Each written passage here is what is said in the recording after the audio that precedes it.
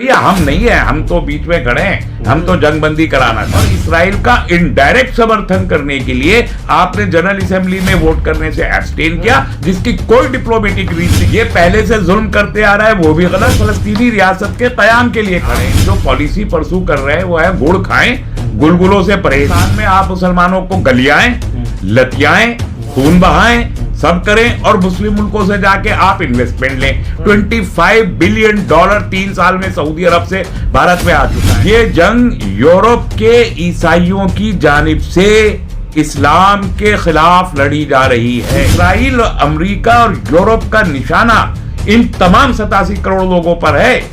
ये बात याद रखनी चाहिए। तो 4 सबसे बड़ी करेंसीज अरब वर्ल्ड की हैं, कुवैत की, बहरीन की, ओमान की, है ना, और एक और कंट्री है शायद जॉर्डन, इनकी सबसे बड़ी है। अमेरिका का नंबर 10वां आता है। जितना तेल उनके पास है, जितना गैस उनके पास है, जो एनर्जी रिसोर्स की जरूरत दुनिया में नहीं है किसी के। तादाद सबसे बड़ी यहाँ पर, दौलत सबसे ज्यादा यहाँ पर, एनर्जी रिसोर्सेज सबसे ज्यादा यहाँ पर, जुर्रत और ताकत वाले मुसलमान जो है, मुसलमान तादाद भी यही है। मुस्लिम दुनिया को कमजोर करने और उनको लूटने और उनकी ताकत को बखेरने की सारी दुनिया के प्रधानमंत्री आप हो गए हो, ऐसा आपने प्रेजेंटेशन किया। अच्छा, अगर आप हो गए, अगर आप इतने ही ताकतवर हैं, G20 में आप एक्स्ट्रा ऑर्डिनरी सेशन बुला के G20 का क्यों आपने नहीं कहा कि हमास टेररिस्ट है और हम डिक्लेयर करते हैं हमास टेररिस्ट है और हमास को कंडेम किया जाना चाहिए? यह जुर्रत क्यों नहीं हुई आपके अंदर? तो आपके अपने अंदर जुर्रत नहीं है और इसराइल का इनडायरेक्ट समर्थन करने के लिए आपने जनरल असेंबली में वोट करने से एब्सटेन किया, जिसकी कोई डिप्लोमेटिक रीजनिंग नहीं है। सिर्फ आपके जो है आरएसएस की देरीना पॉलिसी का नतीजा है, जिसको आपने यूनाइटेड नेशंस के अंदर परसू किया है। कहा जा रहा है कंफ्यूज नजर आ रहे हैं इंटरनेशनल अफेयर्स में, विदेश नीति में अपनी, कभी हाँ कभी ना, फिल्म वाला मामला हो रहा है। नहीं, देखिए विदेश नीति में उतने कंफ्यूज एंटायरली तो नहीं है। मतलब यूक्रेन और रूस के मामले में भारत ने जो स्टैंड लिया वो कंफ्यूजन का स्टैंड नहीं है। हमारा नेशनल इंटरेस्ट क्या है? नेशनल इंटरेस्ट ये था कि अगर हम रूस के साथ खड़े हो जाते तो अमेरिका हमको मारने को खड़ा हो जाता। अब तक हमारे बहुत सारे इंटरेस्ट अमेरिका के साथ भी जुड़े रहे। अगर यूक्रेन के साथ खड़े हो जाते तो रूस का तेल मिलना बंद हो जाता, इधर कुआं उधर खाई। तो आपने सीधे कहा कि भैया हम नहीं है, हम तो बीच में खड़े हैं, हम तो जंगबंदी कराना चाहते हैं। ये स्टैंड बिल्कुल ठीक स्टैंड था, नेशनल इंटरेस्ट में था। आपको इसराइल के मामले में भी 2 घंटे के अंदर अंदर ये बयान देने की बजाय यही स्टैंड लेना था कि भाई हम जो है जंग के खिलाफ हैं, जंग बंद करो। अगर उन्होंने हमला किया तो उनका हमला भी गलत, ये पहले से जुल्म करते आ रहा है वो भी गलत। जो 2 स्टेट थ्योरी की बात यूनाइटेड नेशन में कही जा चुकी है, जो ओस्लो अकॉर्ड में कही जा चुकी है, जो यूनाइटेड नेशंस के रेजोल्यूशंस है, हम तो उसके साथ खड़े हैं। हम तो फलस्तीनी रियासत के कयाम के लिए खड़े हैं। हम तो इसराइल की रियासत को भी रिकॉग्नाइज करते हैं। आप तो यही बोलते हैं, बचे रहते, कुछ भी फर्क नहीं पड़ता। यही हमारी पॉलिसी होनी चाहिए थी। और उसके साथ आप भेजते, आप उसके साथ में कहते कि भाई जंग बंद होनी चाहिए। हम बात कर रहे हैं, इसराइल हमारा दोस्त है भाई। बेंजामिन नेतन्याहू को प्राइम मिनिस्टर कहते हैं मेरा जाती दोस्त है, बीबी मेरे दोस्त हैं, बीबी मेरे दोस्त है। अरे भाई बीबी से आप कहते मेरा दोस्त है, मैं बात करता हूं, ऐसे कैसे जंग हो रही है, मैं रुकवाता हूं जंग को। ये रोल प्ले करते आप तो विश्वगुरु कहलाते। तो आपके बीबी से, आपका जो बेंजामिन नेतन्याहू से आपका जो जाती ताल्लुक है, वो अगर जंग बंदी कराने में काम नहीं आ रहा, अगर वहां पर आप कह रहे हैं कि फलस्तीनियों पर जुल्म हो रहा है और हो ही रहा है, तो आप फलस्तीन में वो रसद भिजवाने के लिए अपने उस असर का इस्तेमाल करते तो आप विश्वगुरु कहलाते। आप तो बैठे चुपचाप, कभी ये बयान, कभी वो बयान, कभी अपोजिशन की सुने, कभी इंटरनेशनल कम्युनिटी की सुने, कभी अपने लोगों की सुने। आप तो कावरे बन गए बिल्कुल ही।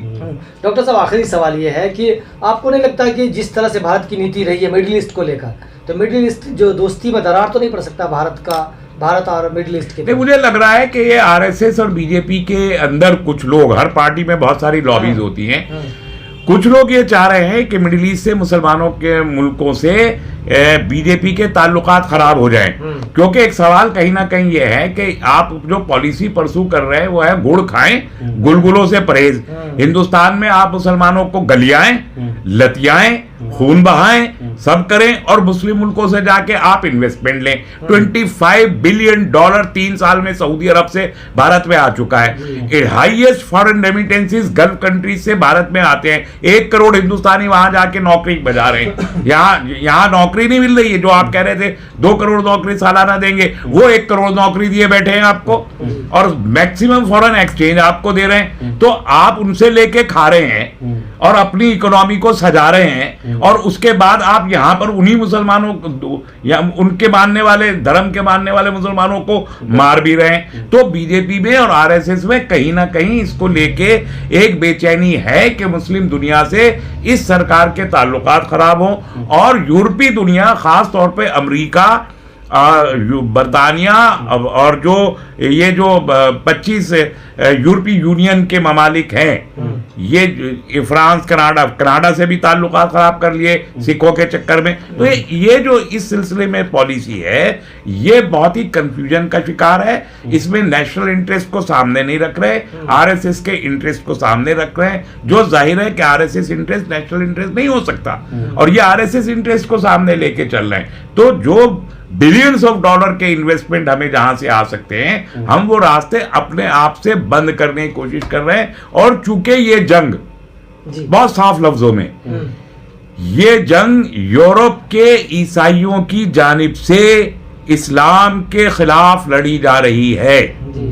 एक लफ्ज में, यूरोप के ईसाइयों की जानिब से इस्लाम के खिलाफ लड़ी जा रही है, और आरएसएस हमेशा इस्लाम का मुखालिफ रहा है।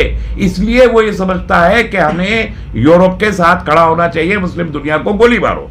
और बड़ी सीधी बात है, आप इसराइल में बहरे रूम, जो मेडिटेरेनियन सी पर बसा हुआ है, वहां से चलिए और बे ऑफ बंगाल, खलीज बंगाल में बांग्लादेश तक आ जाइए।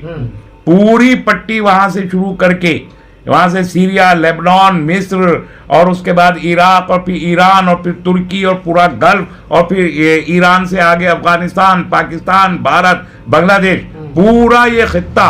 87 करोड़ मुसलमान रहते हैं इस खित्ते में। अकेले इस खित्ते में 87 करोड़, दुनिया की कुल आबादी का 60% यहां रहता है। इसराइल, अमेरिका और यूरोप का निशाना इन तमाम 87 करोड़ लोगों पर है। ये बात याद रखनी चाहिए। वो अकेले लड़ रहे हैं फलस्तीनी, ठीक है, वो फर्जे किफाया सबकी जानिब से अदा कर रहे हैं, लेकिन निशाना उन तमाम लोगों का ये पूरा खित्ता इसलिए है कि इस खित्ते के मुसलमानों को जब तक कमजोर नहीं कर दिया जाता, तोड़ नहीं दिया जाता, दौलत नहीं छीन ली जाती। आप समझिए, दुनिया की जो सबसे बड़ी करेंसीज हैं, 10 बड़ी करेंसीज को अगर काउंट करें तो 4 सबसे बड़ी करेंसीज अरब वर्ल्ड की हैं, कुवैत की, बहरीन की, ओमान की, है ना, और एक और कंट्री है शायद जॉर्डन, इनकी सबसे बड़ी है। अमेरिका का नंबर 10वां आता है, डॉलर का नंबर 10वां आता है। 4 जो सबसे महंगी करेंसीज हैं दुनिया की, वो इन 4 अरब देशों की हैं।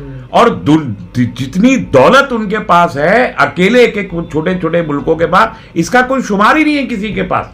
जितना तेल उनके पास है, जितना गैस उनके पास है, जो एनर्जी रिसोर्स की जरूरत दुनिया में नहीं है किसी के पास। सारी दुनिया को जरूरत है आज भी, तेल की भी, गैस की भी, और जो दूसरे बहुत, सोना, उनकी जमीनों के नीचे जो गोल्ड है, उसकी जरूरत सारी दुनिया को है। तो ये जो मालदार एक तो तादाद सबसे बड़ी यहां पर, दौलत सबसे ज्यादा यहां पर, एनर्जी रिसोर्सेज सबसे ज्यादा यहां पर, जुरत और ताकत वाले मुसलमान जो है, मुसलमान तादाद भी यही है। अफ्रीका में दूसरे नंबर पे है, दूसरी बड़ी आबादी, तकरीबन 25 करोड़ के आसपास में है, अफ्रीका में है, 25 नहीं ज्यादा है।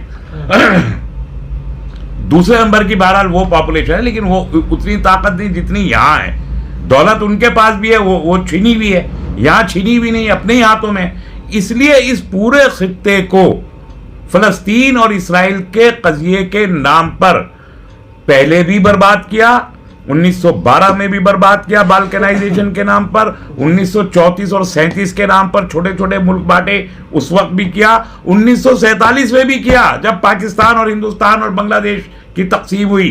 तब भी तो अगर भारत की तकसीम ना हुई होती तो आज पाकिस्तान, बांग्लादेश और भारत के मिला के यहां पर 60 करोड़ मुसलमान होते। इसी एक रीजन में, अकेले एक देश के अंदर 60 करोड़ मुसलमान होते, इसलिए भारत को तकसीम किया कि मुसलमानों की तकसीम हुई। भारत की तकसीम क्या हुई? मुसलमानों की तकसीम हुई। तो ये साजिशें 100 साल से चली आ रही हैं मुस्लिम दुनिया को कमजोर करने और उनको लूटने और उनकी ताकत को बखेरने की। ये साजिश उस जानिब से है और यहां महसूस हो रहा है आरएसएस को कि ये साजिश है और इस साजिश में वो अपना हिस्सा प्ले करने की कोशिश कर रहे हैं। हुकूमत हिंद कंफ्यूज है कि ये माने या वो माने, ये है मसला।